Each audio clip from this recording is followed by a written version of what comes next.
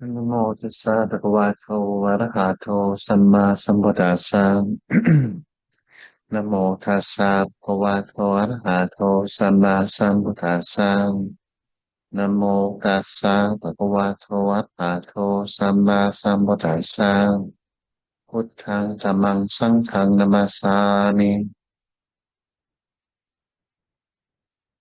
So these little gestures that we have are part of the tradition and beautiful and useful as such. They're excuses, to kind of find a time to reflect for ourselves. And Dhamma talks like this, they can be given in different ways. The Theravada tradition in Buddhism, generally speaking, is a more sort of scholarly and academic approach to Dhamma talks and to learning. But the forest tradition that we have in Thailand and in other places is a so-called practice tradition. And so the approach is less brainy and less conceptual and more direct and practical. So my approach to my offering a Dhamma talk is in line with that. It's more like invitation to reflect on the experience in the present. It's not the idea of like I have information to impart to you, like a teacher at a school, and you're supposed to take notes and remember all the concepts or whatever it is. I don't even know what I'm going to say. So it might not even be of interest. You have to see for yourself. My own approach to Buddhism in general is as it's, because it's such a huge tradition, it's a religion as well as a philosophy, as well as metaphysics, as well as like a practical set of exercises and a community, and you can relate to it in all kinds of different ways. And my own way is very practical, like the effect that our relationship with say what we call the teachings, what effect does that have on our life, on our actual experience? And so, we can have all kinds of ideas. Just before the talk, we were talking about how science, some areas of science are now starting to come more in line with traditional, say, Buddhist ways of understanding reality, where consciousness is not necessarily physically produced in the brain, but it's something else that's more fundamental that we're all tuning into. And my feeling about how, whether or not it's useful for us to know about those things or believe in those things is really just down to how they affect us. Like if I have a belief of consciousness being a certain way, could be this way, could be that way. The important thing is not, do I have the right belief? Is it this one or is it that one? What does Buddhism say? And then you can get into all kinds of debates and so on. The important thing is not that. The important thing is how is whatever belief that I hold, how does it affect me? How does it make me act? How does it make me respond to my experience, understand my experience? And this is very much the way I understand Buddhist practice and the way that the sort of teachings that I've learned them. It's a set of like it's a training that we take on.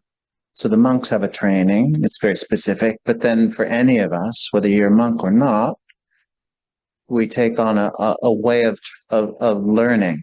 And so you could call that a training. So a way of learning for ourselves about our experience. And the Buddha was particularly interested in what he called dukkha, the problem of dukkha. We this is, so in Thai it's tuk, right? In English, we don't have a word. And it's probably one of those things where we should just use the word dukkha so many times that it becomes an English word, because the word they often use is suffering.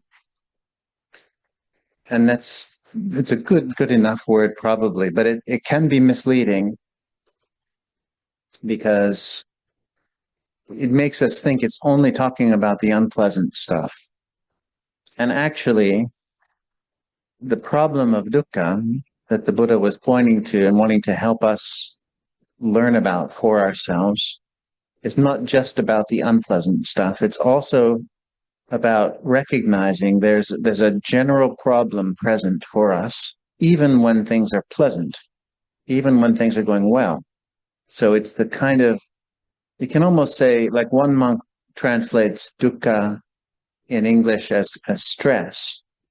And a lot of my fellow monks don't like that translation because it, these days you say, oh, I had a really stressful day at work and I have a lot of stress. I need to see my therapist or whatever it is.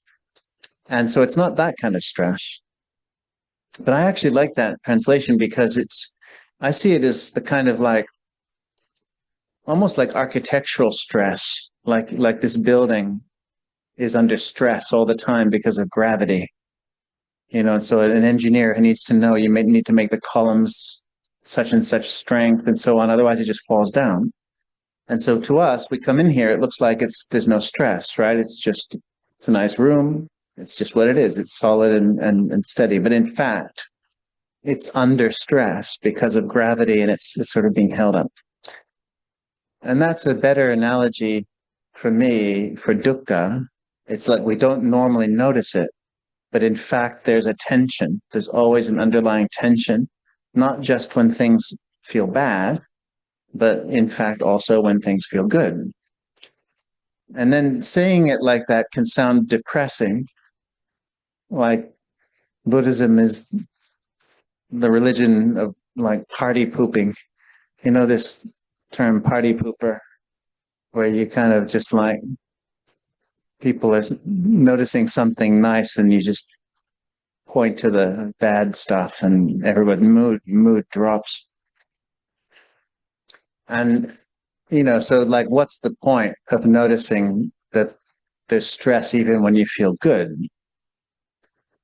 And the point from the Buddhist point of view is that it's the kind of the so-called good news of Buddhism.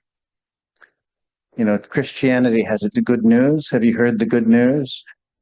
And Buddhism has its good news, in fact, which is that this dukkha is not something we just simply have to accept and there's nothing we can do about. It's actually something we are creating. It's something we're doing to ourselves.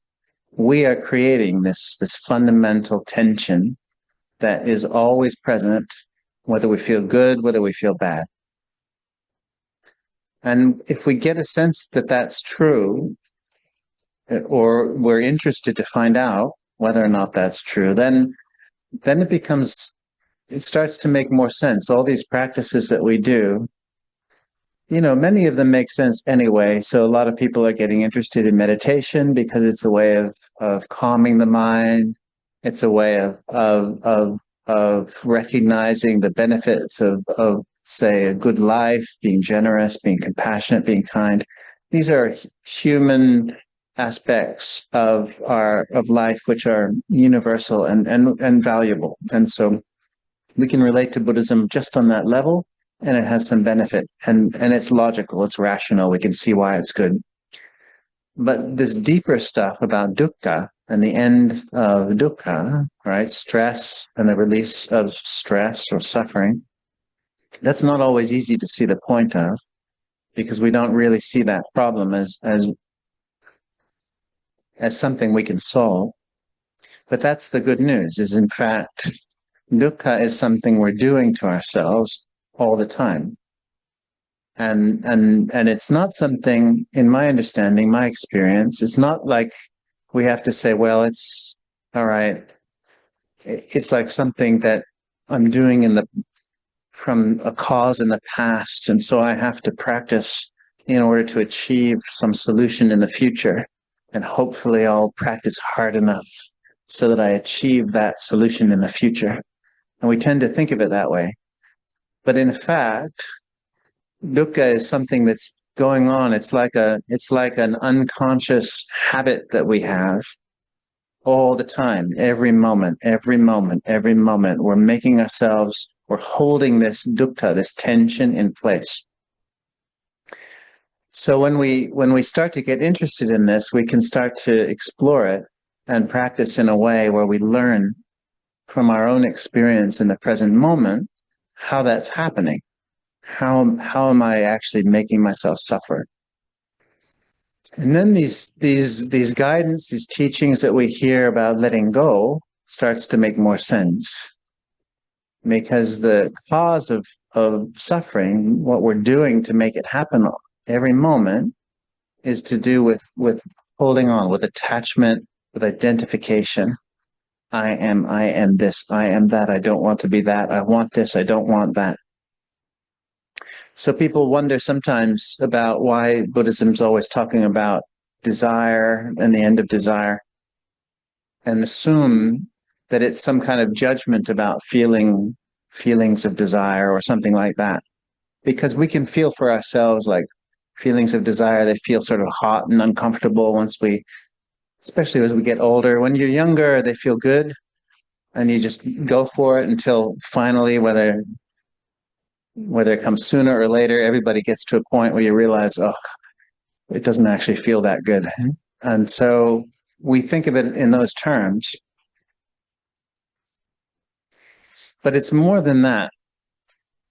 When we really tune into it, I would say it's more than just simply the sort of feelings of the sort of obvious feelings of unpleasant feelings that go with feeling a lot of desire. It's a sense of need,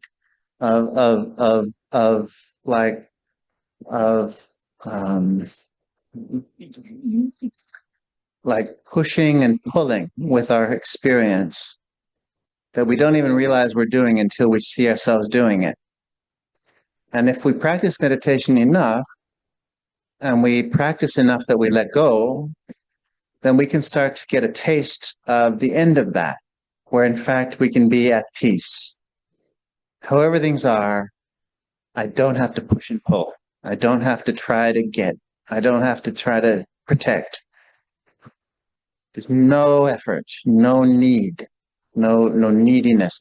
And this is a kind of happiness, which is the happiness the Buddha was pointing to. So we have the ordinary happiness. Some of it can be very worldly. We have even better than that, sort of like the kind of happiness that comes from, say, kindness and doing good works and having integrity, and that feels that's a much better kind of happiness. But even that's dependent on a lot of our conditions.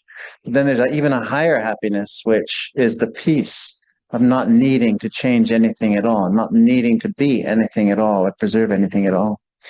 And that's hard to understand, from a position of just thinking about it, where we haven't tasted any of that for ourselves. It doesn't sound like very enticing, right? Like it sounds like being depressed. But actually, for those, for when we do have little tastes of this in meditation, perhaps, or in our practice, we realize, oh my God, this is true. This is truly happiness, because it's feeling completely fulfilled, completely not needing anything else, not needing the politics to be right, not needing our life to be right, not needing to live long and healthy, not needing to solve the problem, not all of it. Our well-being, our sense of peace is not dependent on any of that. And we hear it sometimes and we think, well, I don't even want that, because I don't mean I don't care. But it's not that. It's not that we stop caring. It's that we realize that on a deeper level, we are actually already okay, really deeply okay. And that's something we can experience. It's not something like a belief that we adopt and say, I believe that. That might help maybe a little bit, but it's not going to do it. We have to really experience it for ourselves. So then the kind of like, why would you want to train yourself, like to give this up and to give that up and to not have fun in this way, to go on retreat and to have to give your telephone up for 4.5 days and to not eat dinner and to do the things that the monks do and don't do the things that the monks don't do and all the rest? Like, why? But if we realize that this is possible as a human being, that this kind of deeper happiness and freedom is possible, there's an answer to that question. And we realize, this is possible, but it's hard. It's not easy. And why is it not easy? Because I'm so addicted to my habits. I'm so identified with my habits, and my habits, some of them I can see for myself. Like I look at my phone too much, or I eat food too much, or I do this or do that too much. But a lot of them, and if we meditate, we start to see this more and more. A lot of them I can't even see. A lot of my habits that I'm addicted to, I'm not even aware of. And a lot of it has to do with like my sense of myself, who I am, and my ideas about the world. It's why I think a lot of people are so, like in America right now, it's probably the same here in some way or other, but we have this whole political situation, and maybe it's similar to Thailand. There was the whole red and the yellow thing, and breaking up families. And now in America, same thing. It was red and blue, and it's so basically this kind of like people are really kind of wanting other people to see things my way, because my way is the right way of seeing them, and if you don't see them that way, it's going to hurt me and all of us and the whole thing. And if we realize that, in fact, we are actually all totally okay in ourselves, and none of our well-being depends on somebody else changing things to be the way that we think they should be. I mean, we can still care. We can still hope that they do. We could do what we do. It doesn't mean we don't get involved in politics. If we want to, we can. But we're coming from a place of well-being and peace, which is going to be much more helpful anyway when we're interacting with the world. So I guess this talk has a title I'd forgotten. The Still Point of the Turning World. So the world is turning like this all the time. And where is that still point? It's something that we tune into for ourselves. It comes from that place of letting go of need, letting go of taking positions, and recognizing what's already here, in fact. And that the word that comes closest to pointing to that is awareness, or consciousness. Those are just words, of course. They're just ways of helping us notice something real. And that's the thing. It's like once we start doing that, so we were practicing meditation a little bit just now, and so my approach to it is to tune into what is here already, and that's what we're working with. And the emphasis is on a continuous effort, like a continuity of presence, rather than on trying to feel a certain way or have a certain kind of insight or try to make the mind into like being a saint or not feeling certain feelings, but rather just a continuous recognition of the reality. Like this is how it is. And so what does that mean? And most of what I'm noticing at first is moving and changing, and it's not perfect, and it's stressed in some way. And so what is this still point? What is this peace? And that's a question in the present moment. But through the effort of continual application, we start to recognize that we have this sense of, like, sometimes when I'm doing that, I have this sense of being awake and aware, present. And that's different than when I'm not doing that. I'm just in my emotions and in my thoughts. I'm in my life, quotes. And there's a difference there. And that's the key.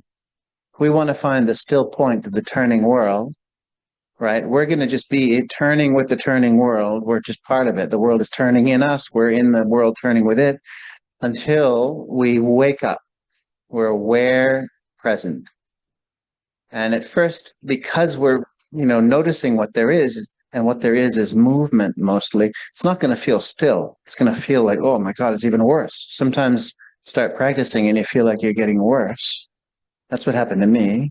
I came in, I was all idealistic, like 22-year-old, like, oh, this Anagarika, he's going to be a star monk. I was like, and like thinking, oh yeah, I can do all the meditation, I can do everything.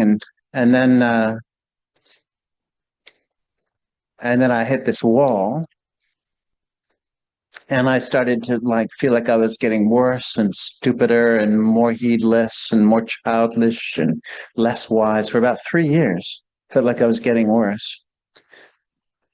And that's just a natural part of we can get discouraged by this, but I think it's something to not be worried by, because two things are going on. One, we're just seeing what we didn't see before.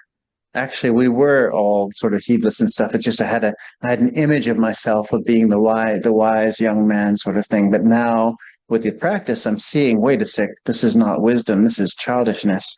And so nothing's changing. I'm just becoming aware of what there was. And that's actually a good thing, because that is part of the change.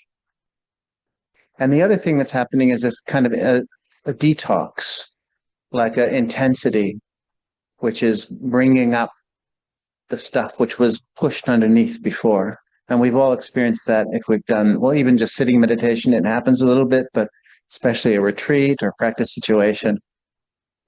And sometimes emotions come up and you don't want them there, and it's because they were buried. And so that happens as well. And that's also good.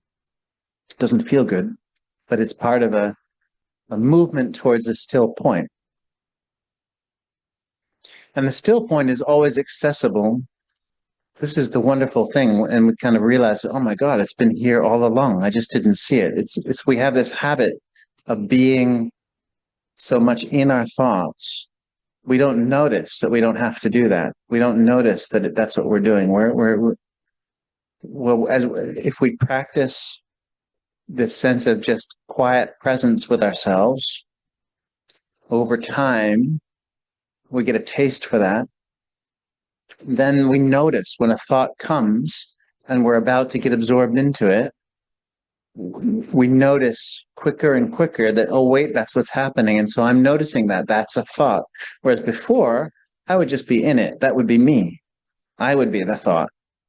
And so then I think, oh, I shouldn't be this way. But actually, you're not this way. That's just a thought.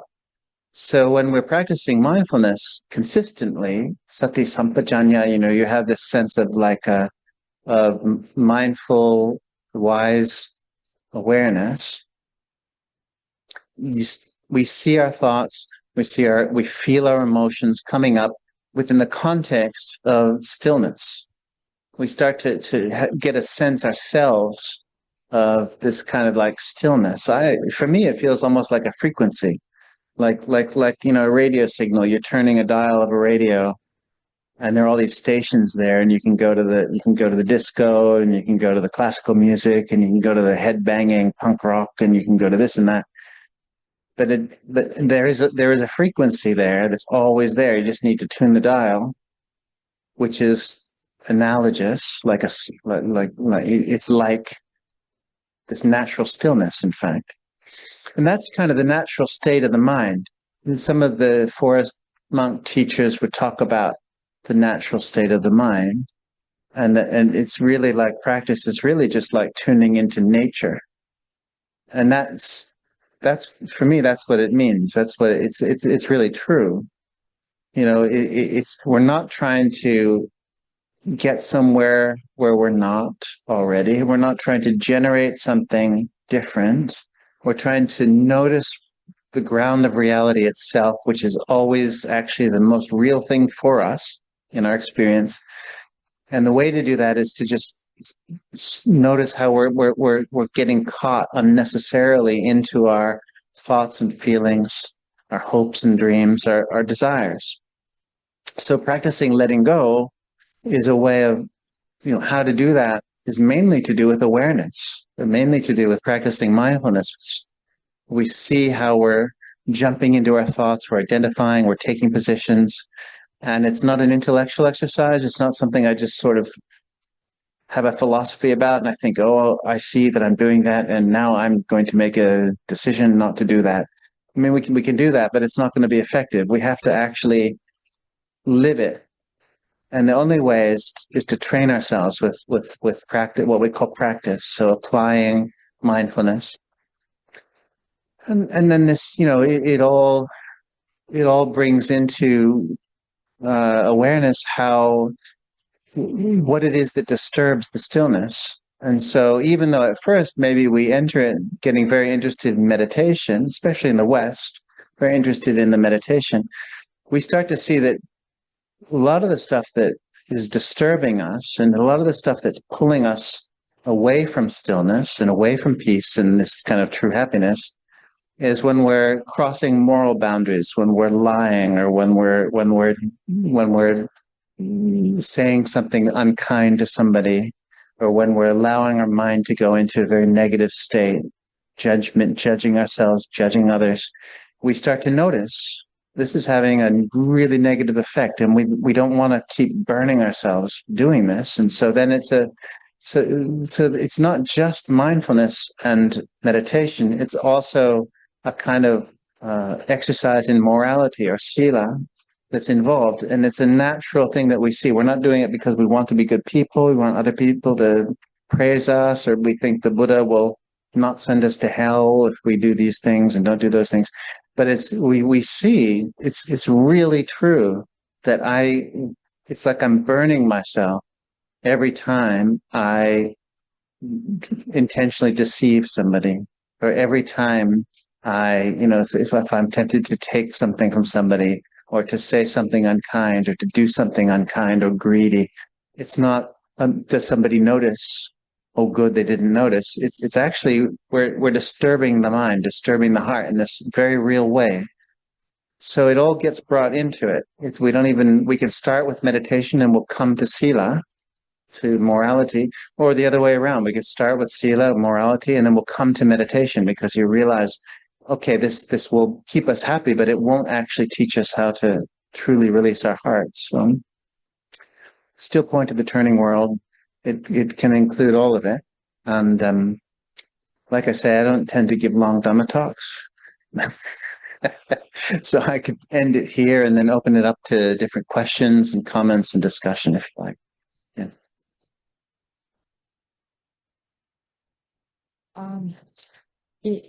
In maintaining the still point, Ajahn, when things happen and we try to not entertain the bad thought into our mind, but somehow I feel that try to maintain the still point, I don't get out and try to solve problem as much as I can. You don't get out of what? To solve the problem. Oh. Externally, as much as I think I should, and there's a split of mind that should I actually solve the problem and then try to find a still point later? Oh, we're here, a still point, but then I feel that there's always a thought that I should have done this as well. But if I do that, then the still point is over. It's never over, but it's just more or less conscious. So like you can kind of like, so it's like staying in touch with a certain frequency while you do things. So as much as possible, notice yourself as you're doing whatever you're doing. So it's basically staying mindful, and that's the way. And then we just do the best we can. So if that's your intent, so I would say, rather than saying, okay, well, I'll sort the problem out first, and then I'll come back to be mindful. It's more actually, no, I'll really try, while I sort this problem out to the best of my ability, I'll try to stay with this quiet watching of myself. And so it doesn't mean you have to feel still, but it's more like rather than just totally being in it and solving the problem and, okay, now I go back to practice. It's more like, okay, I can't get away from it. Practice has to be all the time. And it's just a matter of the level I can maintain. And maybe it's this very small level sometimes, or maybe it disappears sometimes, but that's all right. You just have the intention to try. It'll affect things too, so then the way you sort the problem will soften a little bit, or, it'll have its effect. And second question is about the detox thing that you mentioned, that the bad thought came up when we try to quiet our mind. Yeah. Yeah, it sounds good, like a detox, so we let it happen. But at what point we determine that it's no longer a detox? Like it's the fabrication or mind that it just keep going on. It's a good question. I don't think there's a clear answer to that. I think it's every person has to just kind of make a judgment for themselves by practicing and noticing. And I think with practice, you'll start to see if you're contributing to it, right? So if sometimes also there's stuff that comes up which sometimes we need help with. Like some people may actually need some kind of therapy for some sort of like PTSD or repetitive stuff that comes up. Then the world of psychology has some good methods to sort of for certain people in certain situations. But generally speaking, I would say meditation for most people is enough. And it's not just the exercise of meditation, but it's like the practice of like practicing Dhamma, generosity and kindness, expressing love, in different ways to people, not in a personal romantic way, but just like, loving kindness, metta. These kinds of things tend to just have a way of healing the bad habits of bad thinking sort of thing. And then for me, it's more like, I just see like the mind is just, it'll do what it does, but it's not me. And so the practice is to stay with that stillness and then, okay, the mind is doing what it does. And if it's wanting to go into bad places, it's like not taking a shower for a week. It's like, ugh.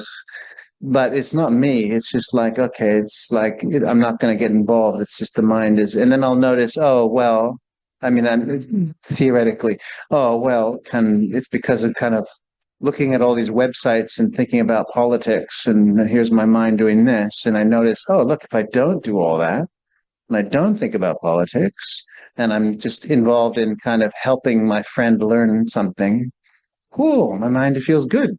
And then that's very useful. That's basically part of practice. So we need to manage our inner, like our mental garden like that, what's going to actually be helpful for beneficial states. It's part of the right effort. A lot of people need to have a media fast these days, especially. Yeah. Question for myself. So actually, I feel like even though about the stillness is more linked to the non-self, right? But actually, I feel like there's a lot of relationship before getting to the stillness is about self-acceptance. Because many times what obstruct the not needing is actually the insecurity and a little bit of self-denial. So I don't know if that makes sense. It does, yeah. And I think there's different layers, because like the stillness is something that's actually already there. So all of us have a chance, no matter where we are on our, say, emotional path or any other kind of spiritual level, at any moment we could notice, whoa, that's the reality. It could happen anytime, because it really is the reality. And so then then it's a matter of like just staying like coming to that so that it's constant, consistent. It's what we take refuge in. It's what we're more that stillness than we are our emotional and mental world, right? But the emotional mental world can get in the way of that, like you're saying. So like there is a certain amount of sorting out the problems that come with, say, lack of confidence or some kind of, fear or neurosis or other kinds of problems that any of us can have. It can be very useful and maybe necessary in some cases to really work on sorting that out. And the classic Buddhist ways are through generosity and kindness and compassion, but there are many different ways. And like I said, for some, I think even though for a lot of people these days, therapy maybe is unhelpful because it's making you focus on yourself so much. But for some people, it can be helpful. You have somebody to talk with and they help, to get you through a certain thing. But for the stillness, it's not actually necessary. So that's always there. It's more just like, how can we get our emotional world and our mental world to be good enough that it's not really just constantly keeping us from noticing what's already there. And then once you do, you might still have the same neuroses, but it doesn't matter so much. I just think, like, I see that all of us kind of like some of the monks I know who I really respect, we all have like eccentricities and, kind of limitations personality wise. Like, my teacher, Ajahn Jayanto, he was great. And yet he had these certain limitations and it just had to kind of like, okay, well, that's just part of his, psychology or whatever. And I can see them in myself and I can see them in other people. And so we don't try to get to a place where everything's perfect, but we do want to if there's real problems that are really causing some pain or really taking us away from that, well, then it's worth really working on sorting those out. Thank you, Ajahn. Thank you for your guidance. In particular, I really like the way you explain dukkha as tension. My experience is that this is very real. I enjoy going to Pak Chong to listen toท่านอาจารย์ Jayasaru every first and third Sunday of the month. But I really have lots of challenge going up and down because of the traffic. And it gave me real fear. Every time I go to Pak Chong, I say, oh, they're going to go through these challenges of the traffic 2 ways. So, yeah, being in the group in Ban Bun 2 hours, 3 hours, it was really nice. Lots of peace that you talk about. But then the process between also counter with a lot of fear and tension vis-a-vis the traffic. What would be your advice? Thank you very much. Well, see if you can be equanimous with the fear, so like, rather than try to sort it so that you don't feel the fear anymore, you might want to do that. There's ways to work with that, but actually even better, see if you can be mindful with the fear and not suffer from the fear. So like fear, we think we have to suffer with fear, but actually it can be just like noticing the mind gets anxious in certain ways, but we can be mindful of that. And that which knows anxiety is not anxious.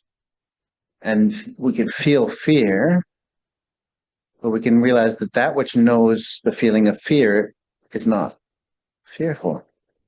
And so the more we can do that, it actually can be helpful. Like, Lumpur Cha, Ajahn Chah, he didn't really have a meditation method, so famously, I'm sure you've heard this before, but, they'd say like, so, you tell this monk to do that and that monk to do the opposite thing. So, what's your method? You go to a Goenka center, you get the tape. It's all just, this is the method, right? And there's nothing wrong with that, but there's different ways. But with Lumpur Cha, he didn't have the Lumpur Cha method, right?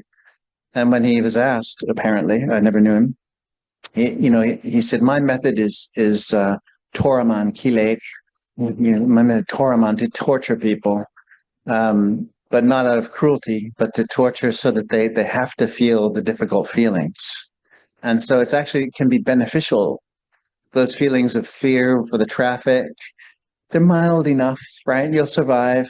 You can actually use it as a Lumpur Cha Toraman Kilate. So like, because sometimes the monks, they say, oh, it's so hot, I don't like it, it's too hot. And he said, if you find it too hot, you should go into your kuti, shut all the windows and wrap yourself up in blankets and just sit there and get really hot. So you're sort of like moving towards the thing you want to move away from, but with mindfulness, so that you said, like, the main thing I found is that to be able to really see it as a feeling. Right, because we become our feelings, and that's the problem. So the more that we can practice with knowing a feeling as a feeling, and you're in the place of the knowing, which is actually quiet and peaceful already, and you're not in the feeling. And so anything that helps us do that is good. So sometimes it's kind of good to have that, and you've got this nice, like a sandwich, like the 2 pieces of bread, or your kind of fear practice, and then you got the nice juicy middle where you can be at Pak Chong with Ban Bun, with Ajahn Jayasaru, Yeah. 2 things were coming to mind.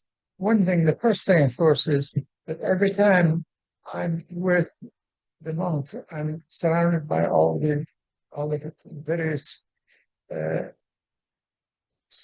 situational things that we have here. I'm reminded of how ancient this whole practice is, and going back 2,500 years or something, I'm thinking of the Buddha sitting there, in fact, or a teacher sitting there and surrounded by all the monks and lay people. And what kind of suffering do they have that can be compared with the suffering that we have? And Pin's talking about traffic and various things, and you mentioned also politics. All of this is on people's minds, and this is the suffering that they have. How would it have been, do you think? Do you imagine? How can you imagine it to be in the Buddha's time itself, like 2,500 years ago? What sort of things would we be talking about? Would we be having a discussion like this? Sorry? I could hear, yeah. Well, my imagination, personally, it's just my imagination, is that there was pretty much exactly the same. Like, in terms of, not in details are different, obviously. So this is the question people didn't hear, if at the time of the Buddha, was the suffering different because they didn't have all the stuff we have to deal with. But I think it was exactly the same. There'll be like, because you can, there were some terrible punishments at that time and all kinds of injustices, and there were the same kind of rich and poor, and all the same dynamics were present at the same time. And the main thing is the dukkha is not coming from outside, it's from inside. And so even if things are good here, like we go to Bambun, and it's all like heaven, and but we can still suffer in there. And then also we can be in the middle of a lot of chaos, and we can not suffer. This has always been the case. It was the case. That was what the Buddha was recognizing and showing, and it's still the case. It's basically the suffering is coming from something we're doing. It's not from the pleasantness or unpleasantness of the external situation. So there are stories of like in wartime where people can be very, very peaceful in themselves and end up helping others because of the peace that they have, even though they're living in absolute horror. And then I'm sure all of us, or most of us, have met people or know people, or maybe we ourselves are people in very fortunate situations, maybe very, very rich, maybe good family, everything, and yet suffer terribly. And so I think it was the same then. And instead of having to worry about like their car, they worry about their mule or ox or something. There's another thing that came to mind when you were talking, and that's equanimity. And I only recently started to realize that there's something special about equanimity. And when you're talking about finding your way to the peaceful center, I feel that this has got a lot to do with equanimity in the case of all. Could you talk a little bit about what you feel about equanimity? So equanimity, upekkha, I see it as a result rather than something we can really try to do. It tends to come as a result of our wisdom that we get in inside our own practice. But it can be helpful to think about practicing equanimity and to try to do it, because intuitively then we're remembering that principle, and that helps us, in fact. So like, I think of Lumpur Liam, the abbot of Wat Pah Pong. He's just like the epitome of equanimity. And so if I find myself kind of like the monks are doing something, or, I find myself worrying about something in the monastery, if I picture Lumpur Liam, I know that he's just totally fine, no matter what it is. And he'll still, sort out the problem in his own way, but he won't push or anything, but he'll totally, and I realize, oh yeah, wait, Jayanto, wait.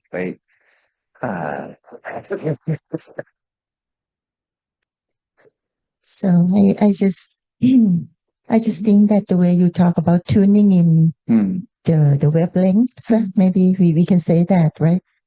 it's interesting because usually, because like actually the stillness and awareness is always available. Yeah. It's always there. Yeah. But for the meditators, we always think that we have to kind of create awareness or we have to find stillness. Right. Yeah. But actually, you have to just tune in. Yeah. Yeah. Yeah. I see it as more as like recognizing that. And then what I'm doing really is trying to see where I'm obstructing it, where I'm getting in the way. And it's more like stop doing that. It's not like get the stillness. It's more like the stillness is there and my mind is obstructing, it's getting in the way. So just stop, hands off, stop, let go, sort of thing. Yeah. Talking about the sila, I feel it difficult for me to refrain from to getting the animal life. Like every time I feel guilty when I slap on the mosquito, like, just it is difficult for me to deal with the sila, the number one, like, but every time I aware that the mosquito is biting, Yeah. or the termite is about to destroy our house, so Yeah. I need to call the pet killing. Yeah. So yeah, how to, like, you understand my question? I do. I Yeah. don't know. I feel very guilty, and I try very hard to refrain from that. Yeah. Yeah. I mean, that's the main thing is intention. So, if you're genuine, like sincerely trying to avoid killing, and then sometimes if you're a lay person, if you have other people like children and stuff, you've got to make your decisions, and it's still going to have an effect, but it like karmic effect, which is negative, but the karma really is in your intention. So like it's very different than if you're like, oh no, never mind, doesn't matter, we'll just kill the rats. That's going to be worse in its effect than if you're really trying not to, and yet they're you have to make some decision because you're afraid your children are being attacked or something like that. And then usually there is some way, if we keep the rule about sila, about not killing, then it forces us to find some way. I was just talking about this morning with somebody, and they have mosquitoes coming in and they don't want to, so they have these little things that attract the mosquitoes and kill the mosquitoes. But then they were thinking, I just don't know how to. But like in the monasteries, we don't. We actually just go. We make an extra effort to put the screen on every single little place where they can get in, and we don't let It turned out this person had cats and was letting the door open for the cats to go in, and well, that's how the mosquitoes are getting in. So you can kind of like make a little door for the cat with a little brush, and the mosquitoes can't come in. But it's effort and it's expense, but you can do it. And so like in the monastery, we don't have termites, touch wood, hopefully. Not yet, but because we're in the Northeast, they might come.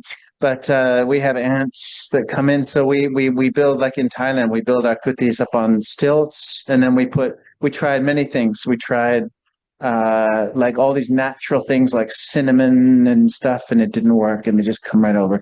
And essential oils, no, it didn't work, come right over. And we tried even permethrin, which they should not want to go over, they came right over. And we tried, like in Thailand, they do motor oil with little motes. But we have like leaves coming down all the time from the trees, and it's really messy, and the Conservation Commission doesn't like the oil around. So in the end, we ended up with tractor grease, but we had to try many things. But now we have something that works. And so we go with we mix tractor grease and ammonia together. Every kuti has a little jar of tractor grease and ammonia and a stick. And we kind of mix it together, and you put it around the posts, and the ants won't go over. But we had to make an effort to find that solution, So it's that kind of thing. And with the mosquitoes, so we have I wear a sun hat, because it's the West, so the monks can wear more things than I could here. And in California, they wear the sun hat to protect the head from the, but I don't do it for the sun, but I do it for the bugs because the bugs are trying to come up here. And I have one that has a little net underneath, and I pull the little net out and it goes choop, and I look like a beekeeper, you know, but it works. And I could walk on my meditation path outside with a little net on my head. And I find the natural mosquito repellent. That's what I was telling this person, that like, after trying many different things, I found the one that is totally natural and really effective, and it lasts for 7 hours. And oh, what's that? And so sometimes just having to try, then you find a solution.